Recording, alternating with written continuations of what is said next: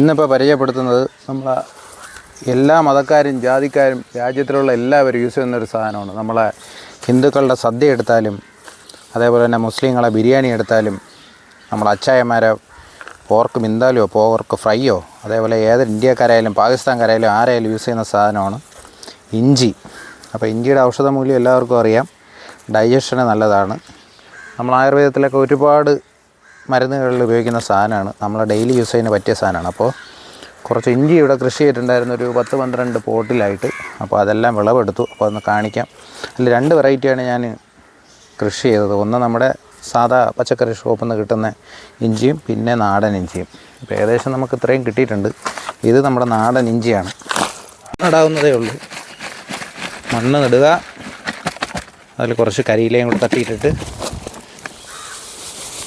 നമുക്ക് നടാവുന്നതേ ഉള്ളൂ. ഇതാണ് നാടൻ ഇഞ്ചി.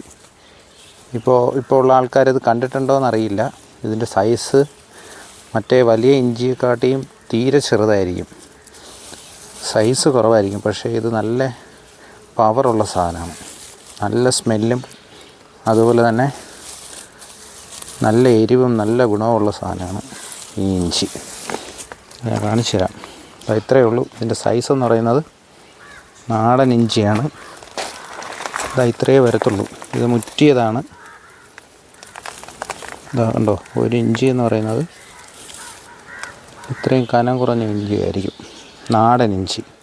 ഇതൊരു മൂട്ടിൽ നിന്നുണ്ടായതാണ്, ഒരു ചട്ടിക്കകത്തുണ്ടായിരുന്ന സാധനമാണ്. അപ്പോൾ ഇതിൻ്റെ സ്മെല്ല് ചെയ്യാനായിട്ട് ഓടിക്കുക. അത് ഭയങ്കരമായിട്ടുള്ള സ്മെല്ലുള്ളതാണ് നാടൻ ഇഞ്ചി. നമ്മുടെ മറ്റേ ഇഞ്ചിയായിട്ട് കമ്പയർ ചെയ്യുമ്പോഴത്തേക്ക് ഇത് നമ്മുടെ ഷോപ്പിൽ നിന്ന് വാങ്ങിയ ഇഞ്ചിയാണ്. ഇതിൻ്റെ സൈസ് വലുതാണ്. അതിൻ്റെ രണ്ടിൻ്റെ സൈസ് നോക്കുമ്പോൾ അറിയാം. ഒന്ന് നല്ല വലുതും മറ്റത് ചെറുതുമാണ്. അപ്പോൾ ഇത് നമുക്ക്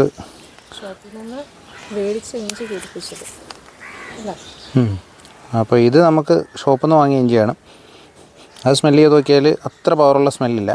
പക്ഷേ ഇത് നമ്മുടെ നാടൻ ഇഞ്ചി. അത് നല്ല സ്മെല്ലാണ്, നല്ല സ്മെല്ലുമാണ്, നല്ല എരിയുമാണ്. അപ്പോൾ ഇത് ആർക്കും നടാം, വീട്ടിൽ നടാം. പ്രത്യേകിച്ച് മെയിൻ്റനൻസ് ആവശ്യമില്ല. നമ്മുടെ ചാണകപ്പൊടിയോ ഇതിലൊന്നും ചെയ്തിട്ടില്ല. ചാണകപ്പൊടിയും കരിയിലയും ഇട്ടിട്ട് വെച്ചിട്ട് പോയി. അതിനുശേഷം വെള്ളം ഒഴിച്ചു കൊടുക്കും. പ്രത്യേകിച്ച് വളങ്ങളൊന്നും ചെയ്തിട്ടില്ല. ഇന്ന് ഇപ്പോൾ വിളവെടുത്തു. ഏകദേശം കിടക്കുന്ന ഒരു 10-12 പഴയ പ്ലാസ്റ്റിക് ചട്ടിയിലാണ് നട്ടിരുന്നത്. വിളവെടുത്തു. ഏകദേശം ഒരു 10 കിലോ അടുപ്പിച്ച് ഇഞ്ചി നമുക്ക് കിട്ടി. അപ്പോൾ ഇഞ്ചി എല്ലാവർക്കും കൃഷി ചെയ്യാം. സ്ഥലപരിമിതി ഉള്ളവർക്കും സ്ഥലമില്ലാത്തവർക്ക് ഒരു ചട്ടിയിൽ വേണമെങ്കിലും ഇഞ്ചി നടാം. നമ്മുടെ ജിഞ്ചർ ലൈം അടിക്കുന്ന സമയത്തോ എന്തെങ്കിലും അത്യാവശ്യ സമയത്ത് നമുക്ക് ഇഞ്ചി വേണമെങ്കിൽ അതൊന്ന് എടുക്കാം, യൂസ് ചെയ്യാം. ഇതാണ് ഇഞ്ചി, നമ്മുടെ നാടൻ ഇഞ്ചി. ഓക്കെ.